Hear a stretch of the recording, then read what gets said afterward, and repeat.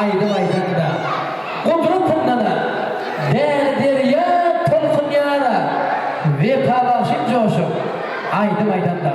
Ay yıldızları kovanıp nurunu saçara, göğünleri bağlap, asmana uçara, tan soynar, yaşlarına, yağmurluğa çara, vefa başım coşup, aydı maydanda. Bana hep rahdıra, aydımız hali, onlardan gitme yani.